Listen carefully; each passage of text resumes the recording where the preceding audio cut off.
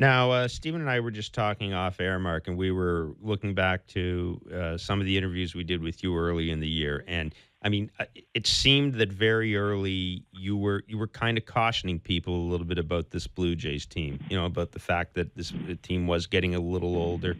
You had a lot go right for you last year when you made the Hmm. playoffs.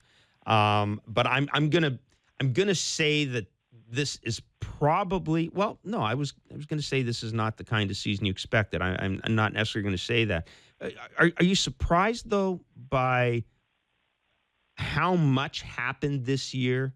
And are there areas of progress that are apparent to you that may not be apparent to us? And are there areas of regression that are apparent to you that may not be apparent to us? Well, that's such a multi-tiered question. I Hmm. don't know. I could probably fill the rest of the interview just answering that, which I don't want to.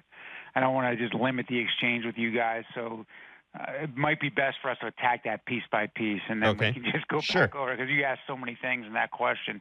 One, this year was not outside of the range of outcomes that we might have expected. That doesn't mean we're not bitter about it. Doesn't mean we're not disappointed.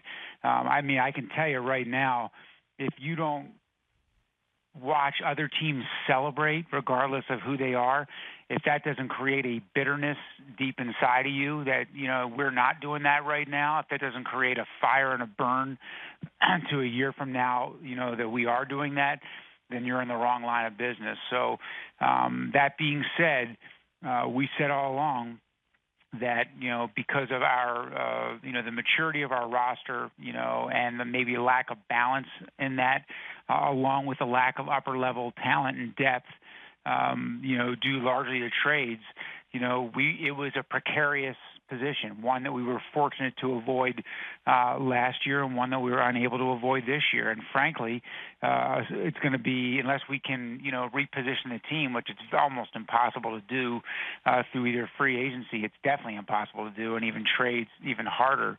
It's going to be a similar story next year. The kind of the silver lining is twofold. One, if even a couple of the 7 or 8 things that went wrong this year hadn't happened, if Sanch had been healthy, if Josh Donaldson had not gotten hurt, if Russell Martin had not gotten hurt, if Devin Travis hadn't gotten hurt, if you can go. I can keep going, by the Hmm. way. But if just a couple of those, we'd be in at least the wild card mix right now. So it wouldn't have taken all 7 or 8 things to have not gone wrong. Just a couple, and we'd be right in the wild card mix. So that's one silver lining. And the second is an incredibly productive year of progress in our player development system, which moves the layer of talent one step closer, to the major league environment. So not where we're going to have championship depth next year that we need, but where we are certainly getting closer to having the waves of talent coming that would allow us to build a sustainable championship team. I'm not sure how fans feel would hearing you say that 2018 is going to is a similar scenario to 2017. 'Cause Well, they've just they Stephen. I'm not I, sure what the choice is there. Maybe you can let me know. no, What the no, choice look, is. Mark. No, look, I don't disagree with you. Okay, and I think that's realistic, and I think you're right that 2017, you needed a few more best case rather than worst case scenarios. But if you had them, you would be exactly where you said you'd be. You'd be there, either in a wild card position or fighting for a wild card position. You don't have to, you knock 6 blown saves off Roberto Osuna, you'd be there right now. Exactly. That alone. But Yeah. I guess the difference between again, your job is to be realistic and maybe even a little pessimistic. I would think in your rather than giddily optimistic. I would think that goes with being a president. But the difference between managing a team and managing expectations of a team that's in the position the Jays are right now versus looking down the road at your former team in Cleveland where that's ripe. That is they are in a championship position. The convergence of homegrown talent and the trades, the kind of trades you make when you're on the verge, and some free agent acquisitions, like that's when the script that's when you kind of hit the sweet spot in the script. You guys are in a different place. I wonder from your point of view how that is different running a team. One's how you want to do it, and one is not. Yeah. Hmm. Yeah, no, but but you don't have a choice, right? Like Right. I mean, yeah, and I think that's just the fact. I mean, it is what it is, and your job is to not make excuses. Your job is to manage through it. Your job is to figure out a way to put yourself in the best possible position to win now with what's in place, and at the same time.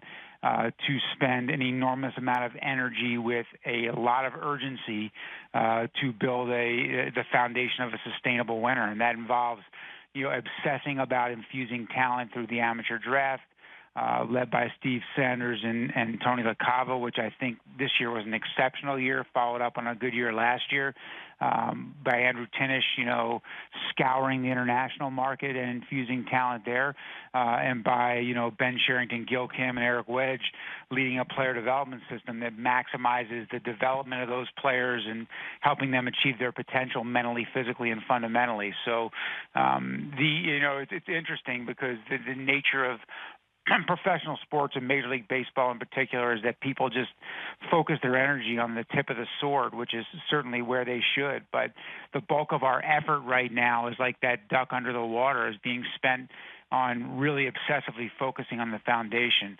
And at the same time, our job is to do everything humanly possible to give ourselves a chance to win up here because we owe that to our fans. Is it safe to say, Mark, that you talked about the maturity of the roster, lack of balance? Is it safe to say that as you go into this off season, getting more youthful, getting more balanced is a priority for the organization at the major league level? I guess I'm fatiguing of that statement a little bit because Okay. it's such an obvious one, I mean, Right.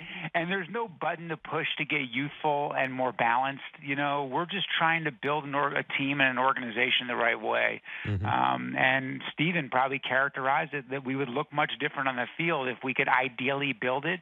But you can't just flip a switch and say, well, we could flip a switch and get younger, but we might not get better, right?